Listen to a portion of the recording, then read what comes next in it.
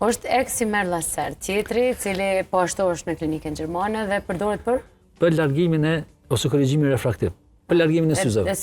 Kjo është ajo që ka pyesim më shumë të realisht, që kjo futet në atë laseret themi ashtu estetik ose në aspektin e po dhe lehtësues valla. Lehtësues diskutohet, patjetër as nuk diskutohet. Nëse kjo është këtu ndonjëherë them, e kupton është edhe një herë, le ta kuptojmë se në dëgjoj në për këto reklama se në jo mendoj atë se laseri por për korrigjim refraktiv është kryer në klinikën gjermane të syve në 2005.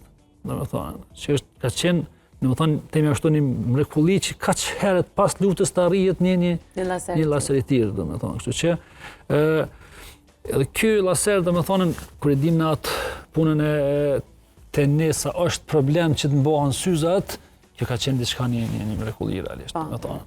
Parasysh se e dim ato që ne embolizimet për syza, sa në tjera plus mos mbajtja syzeve vetëm pse nuk çfarë do thonë tjerët, kjo ka qenë domethënë ajo. Është vështirë, jo dimrit ta avullohen syzet. Unë pse them gjithmonë ajo është ideja gjithmonë ka ndihmuar shumë edhe filloi pryve gazetarëve se ju fytyrat publike që jeni gjithmonë në televizion, gjithmonë kanë pas pengesa realisht në pamje të tillë, se domethënë në prezantimin e diçka në televizion ose në pengesë profesion.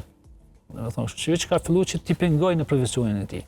Kështu që eksimer laseri ka disa lloje pastaj aty. Prapë aty kemi lloje të ndryshme, domethënë, se metoda të ndryshme domethënë të çasjes të largimit të dioptrisë. Varësisht prej. Varësisht domethënë çfarë, se varet prej pacientit. Kështu që e mira që tash kemi marrë laser më të ri domethënë që është përmes të kompanisë Bausch & Lomb, Teneo, që efekti i tij ose puna e tij është që na e quajmë si transfer co. Realisht është ai ideja, domethënë se eksimer laseri domethënë si çka kupton me këtë si është veprimi i laserit në këtë rast. Laseri veprimi në këtë rast është na e quajmë si ablacion ose avullim i asaj stromës të kornesë. Nuk kupton, po është çaq preciz mikronik domethënë, ku dhe nuk krijon dëmtime termike për rreth. Është çaq mirë rregulluar domethënë që nuk shkakton dëmtime për rreth. Ato që me kuptuar është më mirë shikuesit është na po e bojmë një riformësim të kornesë. Po ja ndryshojmë formën kornesë pavarësisht çfarë dioptrie ka ai pacient. Po është çaq mirë rregulluar domethënë, sepse tash gjithmonë këto po progredojnë se po zbulojnë se në të reja realisht. Që po është mundësia që na po injizojmë syrin e kornenit atij pacienti që ka më trajtuar terminit laserik, dhe çato vetëm në mënyrë bartën, s'kem nevojë na me shkru, bartët e aparati e laserit. Edhe ai që ka formën, ka modelin se në çfarë mënyre ka më trajtu kornena atij pacientit.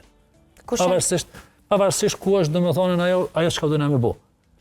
Kush janë potencial pacient që mund të gjithë pacientët që bëjnë syza kuptohet me kriteret që duhet të përmbushen. Flasim domethënë, janë pacientët që janë miop, që janë minus dioptri. Po. Pastaj pacientët që janë hiperop, që janë plus. Po janë edhe pacientët që janë miop me astigmatizëm, edhe hiperop me astigmatizëm. Domethënë trajton aty nuk kupton pjesa cilindrike domethënë, po ajo forma jo e rregullt e kornesë. Domethënë që ne na shkakton pamje jo të mirë.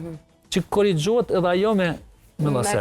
Se shumë pacientë më thonë për shembull, unë s'e kam ditë që astigmatizmi së cilindre korrigjohet me laser. Po, ka mundësi me korrigju me laser. A mund të mos jetë as minus as plus, po thjesht astigmatizëm? Ka mundësi vesh astigmatizëm, po. Është shumë më rrallë që ndodh vesh astigmatizëm, po gjithmonë astigmatizëm mund të shoqërohet me plus ose minus, po ka mundësi vetëm astigmatizëm dhe ai mund të korrigjohet. Dhe është edhe mosha kritera, po? Janë 3 kritere që na duhet të plotësoj. Duhet patjetër të jetë mbi moshën 18 vjeçare, si kriteri i parë. Kriteri i dytë është të kemi trashësitë mjaftueshme të kornesë.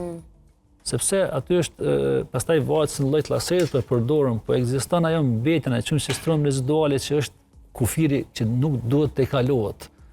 Sepse duhet të jetë një pjesa e trashësisë kornesë që është normale për syrin e atij pacientit. Kryesisht ka pacienta që se kanë. Ka mundësi për syrin e gjithmonë do ta ka plotësuar kriterin e parë mbi 18 vjet. Na jetojmë tota mosën trashësinë e kornesë. Edhe aty ka pastaj mundësi që kornea të jetë e hollë, edhe kur e llogaritet që me heqje të dioptrisë, ajo kornea do të mbetet më pak se sa stroma që të lejohet me bë, ai pacient nuk guxon të bëhet. Nuk guxon. është kriter Dhe i ktheni këta absolut, i kthejmë këta pacient. Bravo. Që për fat keq ndonjëherë kemi pas pacient që ka ardhur me një strom, Presion. që ka ardhur me një strom shumë që është bolla sa dikun, dhe që ka ardhur me një strom, aty është problem. Të konsumimit. Shumë domethënë s'ka mundësi të bëhet. Thej fillojnë komplikime të tjera që prapë s'të të ndalem të flasim edhe këtu. Po. Edhe kriteri i tretë është që ai pacient domethënë na duhet të përcillet që për 1 vit deri në 2 vite, ndërkohë 3 vite na kur shohim që mos ketë lëvizje të dioptrisë. Okej.